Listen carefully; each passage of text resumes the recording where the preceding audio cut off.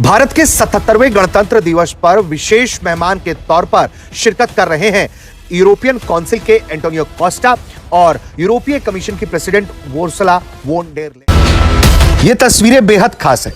भारत के विदेश मंत्री एस जयशंकर आपको इन तस्वीरों में यूरोपीय काउंसिल के प्रेसिडेंट एंटोनियो कोस्टा और यूरोपीय कमीशन की प्रेसिडेंट उर्सुला वोन डेर लेयन के साथ मुलाकात करते हुए दिखाई दे रहे हैं। भारत के 77वें गणतंत्र दिवस के मौके पर सिर्फ यूरोपीय यूनियन के नेता विशेष मेहमान के तौर पर भारत नहीं आए, बल्कि उनके साथ यूरोपीय यूनियन कंटीजेंट भी इस गणतंत्र दिवस में हिस्सा लेते दिखी। आपको हम कर्तव्य पथ की तस्वीरें दिखा रहे हैं। भारत ने अपने 77वें गणतंत्र दिवस पर अपनी स्वदेशी ताकत दिखाई तो भारत के यूरोपियन मेहमान भी देखकर दंग रह गए।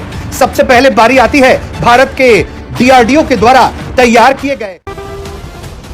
भारत के 77वें गणतंत्र दिवस पर विशेष मेहमान के तौर पर शिरकत कर रहे हैं यूरोपियन काउंसिल के एंटोनियो कोस्टा और यूरोपीय कमीशन की प्रेसिडेंट उर्सुला वोन डेर लेयन। उनका राष्ट्रपति भवन में किस तरह से स्वागत किया गया, इसकी तस्वीरें देखिए।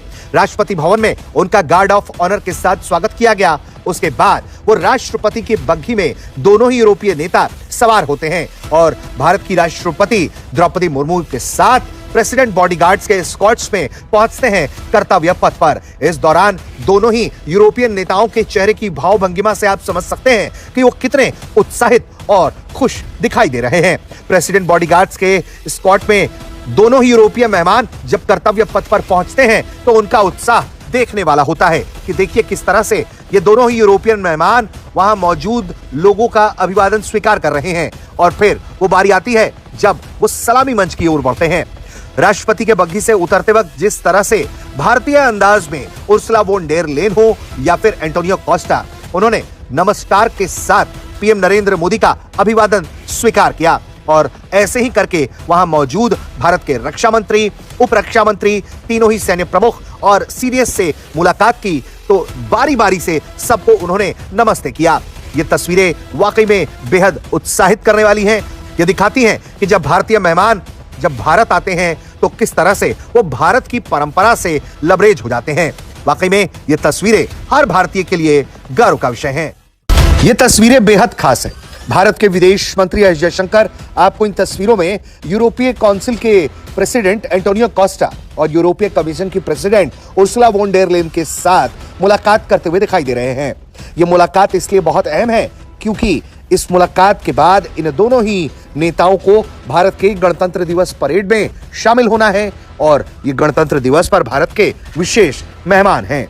वहीं इसके अलावा भारत और यूरोप के बीच में एफटीए भी होना है, यानी कि फ्री ट्रेड एग्रीमेंट पर भी फाइनल बातचीत होनी है। उससे पहले इन दोनों ही नेताओं का जोरदार तरीके से एयरपोर्ट पर गार्ड ऑफ ऑनर के साथ स्वागत किया गया और फिर इनकी मुलाकात भारत के विदेश मंत्री एस जयशंकर से हुई।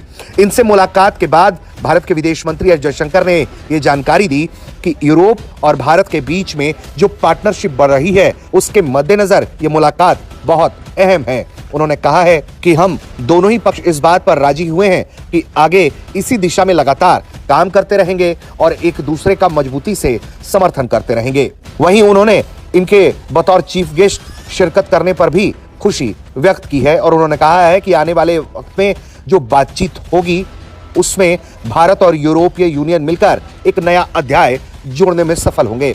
वहीं इसके अलावा भारत के विदेश मंत्री एस जयशंकर ने यूरोपीय यूनियन की foreign policy chief Kaja Kallas से भी मुलाकात की और उनकी यह मुलाकात काफी अहम रही। इस मुलाकात के दौरान एस जयशंकर ने यह कहा कि उनसे मुलाकात बेहद खास रही है और ये मुलाकात भारत यूरोप की दोस्ती को एक नया दिशा देने का काम करेगी।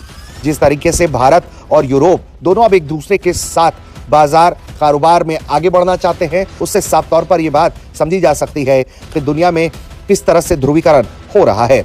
अमेरिकी व्यवहार ने पूरे यूरोप को इस बात से चिंता में डाला हुआ है कि ट्रंप कब क्या करेंगे इसका कोई अंदाजा नहीं है। ऐसे में यूरोपीय यूनियन बड़ी तेजी से एक विश्वसनीय पार्टनर की तलाश में था। ऐसे में उसने भारत के साथ ही आगे बढ़ने का फैसला किया और यही वजह है कि इस तरह की आती हुई तस्वीरें बताती हैं कि भारत और यूरोप के बीच में कितना संबंध मजबूत होता चला जा रहा है। और यही वजह है कि भारत के 77वें गणतंत्र दिवस के मौके पर चीफ गेस्ट के तौर पर यूरोपीय कमीशन और यूरोपीय काउंसिल के प्रेसिडेंट ने शिरकत की है। भारत के 77वें गणतंत्र दिवस के मौके पर सिर्फ यूरोपीय यूनियन के नेता विशेष मेहमान के तौर पर भारत नहीं आए, बल्कि उनके साथ यूरोपीय यूनियन कंटीजेंट भी इस गणतंत्र दिवस में हिस्सा लेते दिखी। आपको हम कर्तव्य पथ की तस्वीरें दिखा रहे हैं, जहां यूरोपीय यूनियन की कंटीजेंट इस कर्तव्य पथ पर मार्च करती हुई नजर आई। इसमें 3 जिप्सियों में सवार होकर यूरोपीय यूनियन के अलग अलग झंडों के साथ उनके सैन्य अफसर दिखाई देते हैं। आपको सबसे पहले इन यूरोपियन सैनिकों के हाथ में जो 4 झंडे हैं उनके बारे में बता देते हैं।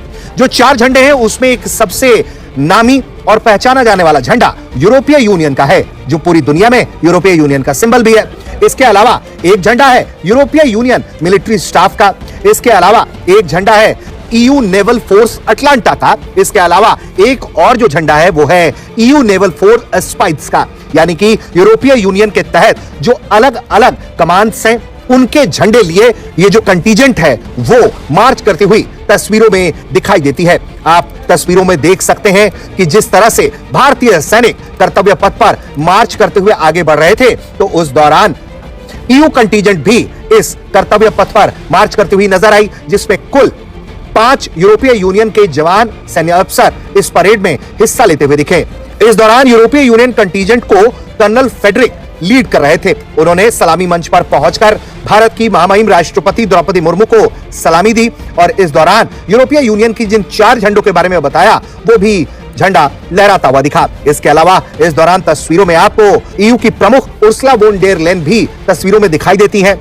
अपनी कंटीजेंट को मार्च करता हुआ देख वो काफी मुस्कुराती हुई दिखी। जाहिर तौर पर भारत और यूरोपीय संबंध इस वक्त उच्चतम स्तर पर है। भारत के गणतंत्र दिवस पर पहुंचे ये यूरोपियन मेहमान भारत के साथ फ्री ट्रेड एग्रीमेंट का फाइनल स्वरूप भी तय करने वाले हैं। जैसे ही भारत और यूरोपीय यूनियन के बीच में फ्री ट्रेड एग्रीमेंट का फाइनल स्वरूप तैयार हो जाएगा और इस ट्रेड एग्रीमेंट पर दोनों देश हस्ताक्षर कर देंगे, माना जा रहा है कि दोनों देशों के बीच जो आज के वक्त में द्विपक्षीय व्यापार 200 मिलियन से पार का है, वो और भी ज्यादा बढ़कर 2 गुना हो जाएगा। दिवस के मौके पर परेड के दौरान कुछ ऐसा नजारा देखने को मिला जिसने पूरी दुनिया को चौंका दिया, क्योंकि इस बार की परेड में उन हथियारों का सबसे ज्यादा दबदबा देखने को मिला जिन्हें भारत में बनाया गया है।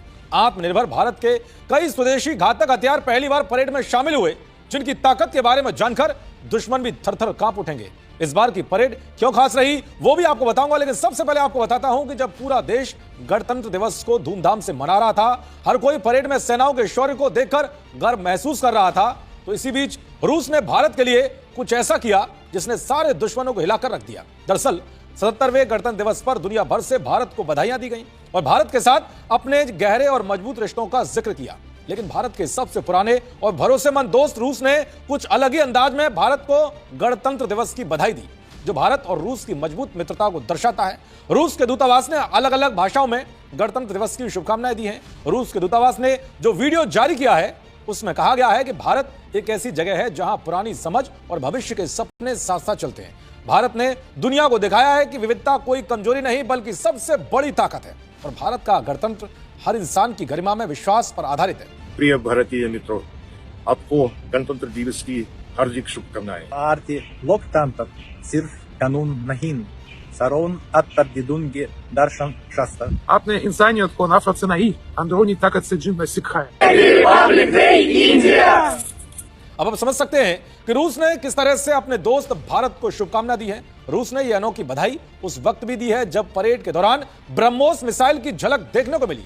ब्रह्मोस भारतीय सेना की सबसे तेज ऑपरेशन सुपरसोनिक क्रूज मिसाइल है। इसकी गति 3580 किलोमीटर प्रति घंटा है। इसकी रेंज 400 किलोमीटर है। यह बेहद सटीकता के साथ लंबी दूरी के टारगेट को भेज सकती है और इसका ट्रेलर ऑपरेशन सिंदूर में दुनिया देख चुकी है। इसे भारत और रूस ने मिलकर बनाया है। इसका नाम भारत की ब्रह्मपुत्र नदी, रूस की मोस्कवा नदी से लिया गया है। इसकी सबसे खास बात यह है कि इसे जमीन, समुद्र और हवा से भी दागा जा सकता है। ये फायर एंड फॉरगेट सिस्टम पर काम करती है, यानी कि एक बार छोड़ने के बाद इसे कोई निर्देश देने की जरूरत नहीं पड़ती। इस मिसाइल ने ऑपरेशन सिंदूर के दौरान पाकिस्तान के कई एयरवेज, रनवे, हैंगर और बंकरों को सटीकता के साथ निशाना बनाते हुए उन्हें तबाह कर दिया था, जिसके बाद इस मिसाइल की पूरी दुनिया भर में तारीफ देखने को मिली। लेकिन अब परेड में इसका प्रदर्शन दिखाते हुए दुश्मनों को बता दिया कि अगर कोई भी हिमाकत की गई तो उसका अंजाम भारी भुगतना पड़ेगा। तो इस बार इस तरह से गणतंत्र दिवस पर भारत ने अपने स्वदेशी हथियारों की ताकत दिखाकर दुश्मनों को ललकारने की भी कोशिश की है और बता दिया कि कोई भी अगर बॉर्डर पर हिमाकत करने की कोशिश की तो इस बार ऑपरेशन सिंदूर से भी बड़ा और भारी अंजाम भुगतना पड़ेगा। भारत ने अपने 77वें गणतंत्र दिवस पर अपनी स्वदेशी ताकत दिखाई तो भारत के यूरोपियन मेहमान भी देखकर दंग रह गए। सबसे पहले बारी आती है भारत के डीआरडीओ के द्वारा तैयार किए गए long range anti ship hypersonic glide missile की।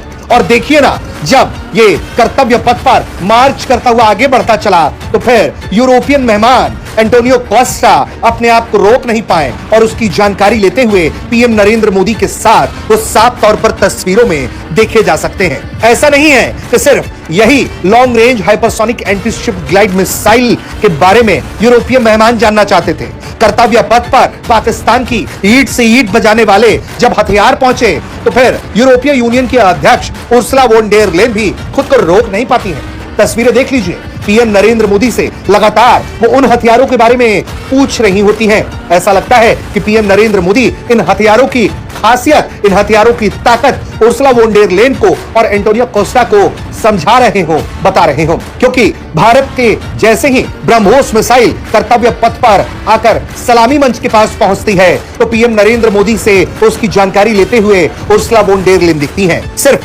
ब्रह्मोस मिसाइल ही नहीं, इसके अलावा भारत का अपना रॉकेट लॉन्चर हो या फिर भारत का अपना एयर डिफेंस सिस्टम यानी कि आकाश, जब वो सलामी मंच के पास पहुंचता है तो उसके बारे में भी जानकारी लेते हुए तस्वीरों में आपको एंटोनियो कोस्टा से लेकर उर्सुला वोन डेर लेन तक दिखाई देती हैं। यानी कि यूरोपियन मेहमान उन हथियारों के दर्शन कर रहे हैं जो भारत की ताकत है और उन हथियारों की भी वो दर्शन कर रहे हैं जिन्होंने भारत को पाकिस्तान पर अभूतपूर्व 88 घंटे के युद्ध में विजय दिलाया और पाकिस्तान के तमाम हमलों को नाकाम किया। भारत लगातार अपने ब्रह्मोस मिसाइल की बात हो या फिर आकाश के एयर डिफेंस सिस्टम की बात, ये लगातार भारत कैंपेन चला रहा है, मित्र देशों को ऑफर कर रहा है और कई ऐसे देश हैं जो भारत से ब्रह्मोस मिसाइल ले रहे हैं और आकाश एयर डिफेंस सिस्टम भी खरीद रहे हैं। यानी कि अब भारत ने यूरोपीय नेताओं को भी इसकी ताकत दिखा दी, इसकी खूबियां बता दी और दुनिया को भी इसके दर्शन करा दिए। यकीनन जिस अंदाज में उर्सुला वोन डेर लेन और एंटोनियो कोस्टा भारत के हथियारों को देखकर उत्साहित हैं और अचरज व्यक्त कर रहे हैं, जैसा कि उनके चेहरे की भाव भंगिमा से पता चलता है, वाकई में भारत के आत्मनिर्भर भारत के होने की तरफ ये बढ़ता हुआ कदम है, जहां भारत का अपना डिफेंस मैकेनिज्म दुनिया में अपना दबदबा दिखाता है। भारत और यूरोप के ट्रेड से जुड़ी एक बड़ी खबर सामने आ रही है, जहां मदर ऑफ ऑल डील कहे जा रहे एफटीए वाली डील से ठीक पहले ये खबर सामने आई है। यूरोपीय यूनियन ने एक फैसला लिया है जो भारत से जुड़ा हुआ है। दरअसल फ्री ट्रेड एग्रीमेंट की बातचीत के बीच यूरोपीय यूनियन ने भारत को मिलने वाली एक बड़ी टैरिफ छूट को खत्म करने का फैसला लिया है। यूरोपीय यूनियन ने भारत के निर्यात पर लागू जनरलाइज सिस्टम ऑफ प्रेफरेंस यानी जीएसपी को खत्म करने का फैसला लिया है। इसके तहत भारत को कई उत्पादों पर मिलने वाली आयात शुल्क छूट अब नहीं मिलेगी और इन सभी सामानों पर इंपोर्ट ड्यूटी ज्यादा लगेगी। यह फैसला तब लिया गया है जब भारत और यूरोपीय यूनियन के बीच फ्री ट्रेड एग्रीमेंट होने जा रहा है। उम्मीद जताई जा रही है कि 27 जनवरी को इस डील का आधिकारिक ऐलान हो जाएगा और इसी बीच यूरोपीय यूनियन ने जीएसपी से जुड़ा यह फैसला लिया है। चर्चा यह है कि इस फैसले से भारत के करीब 87% निर्यात प्रभावित होंगे। हालांकि वित्त मंत्रालय ने इससे इनकार किया। उनका कहना है कि वास्तविक असर केवल 2.66% निर्यात पर पड़ेगा। आपको बता दें, जीएसपी एक ऐसी व्यवस्था है जिसके तहत यूरोपीय यूनियन विकासशील देशों को अपने यहाँ सामान बेचने पर आयात शुल्क में छूट देता है ताकि उन्हें व्यापारिक समर्थन मिल सके। और अब यूरोपीय यूनियन ने इस व्यवस्था से भारत, इंडोनेशिया और केन्या के लिए 1 जनवरी 2026 से 31 दिसंबर 2028 तक इसे समाप्त करने का फैसला लिया। एफटीए डील से ठीक पहले इस छूट को हटाने के पीछे यूरोपीय यूनियन के ग्रेजुएशन रूल्स को वजह बताया जा रहा है। इन नियमों के मुताबिक अगर किसी देश का किसी श्रेणी में निर्यात तय सीमा से ज्यादा बढ़ जाता है तो उस पर मिलने वाले टैरिफ छूट वापस ली जा सकती है। इसी नियम के तहत भारत के 87% उत्पादों से ये छूट हटाई जा रही है और केवल 13% उत्पादों पर जीएसपी लागू रहेगा। बताया गया कि इससे भारत यूरोप एफटीए पर कोई भी असर नहीं पड़ेगा। यूरोप के इस फैसले का असर खनिज उत्पादों, केमिकल्स, प्लास्टिक, लोहा और इस्पात, रबड़, कपड़ों, मोती और कीमती धातु, इसके साथ में मोटर वाहन, मशीनरी और इलेक्ट्रॉनिक उपकरणों जैसे कई उत्पादों पर पड़ेगा जिन पर अब टैरिफ ज्यादा लागू होगा। भारत की तरफ से वाणिज्य मंत्रालय ने साफ किया कि नया नियम यूरोपीय संघ को भारत के कुल निर्यात के केवल 2.66% हिस्से को प्रभावित करेगा, न कि 87% को। मंत्रालय के अनुसार ये नियम 1 जनवरी 2026 से लागू होकर 31 दिसंबर 2028 तक प्रभावी रहेगा। इसके तहत कृषि उत्पादों और चमड़े के उत्पादों को वरीयता श्रेणी में रखा गया है। मंत्रालय ने आगे बताया कि वर्ष 2023 में यूरोपीय यूनियन ने भारत से करीब 62.2 अरब यूरो का आयात किया। इसमें से केवल 12.9 अरब यूरो का व्यापार ही मानक जीएसपी के तहत छूट के दायरे में आता है, क्योंकि भारत पहले ही 12 प्रमुख उत्पाद श्रेणियों से बाहर है। नए नियमों के बाद अनुमान है कि करीब 1.66 अरब यूरो का व्यापार जीएसपी से बाहर हो जाएगा और जीएसपी के अंदर आने वाले व्यापार का मूल्य घटकर लगभग 11.24 अरब यूरो रह जाएगा। वाणिज्य मंत्रालय ने यह भी स्पष्ट किया कि ये कोई दंडात्मक कार्रवाई नहीं है। ये फैसला निर्यात प्रतिस्पर्धात्मकता के आधार पर होती है और यूरोपीय संघ समय समय पर इसकी समीक्षा करता है। मंत्रालय के अनुसार समय के साथ कुछ उत्पादों का जीएसपी से बाहर होना भारत के बढ़ते निर्यात और कंपटीशन को दर्शाता है। कुल मिलाकर यूरोपीय संघ का यह फैसला नियमों के तहत लिया गया है और जबकि भारत और यूरोप के बीच फ्री ट्रेड एग्रीमेंट को लेकर बातचीत आगे बढ़ रही है, जिसका ऐलान 27 जनवरी को इंडिया EU शिखर सम्मेलन के दौरान होने जा रहा है। आप यूरोप के इस फैसले को कैसे देखते हैं? हमें अपनी राय कमेंट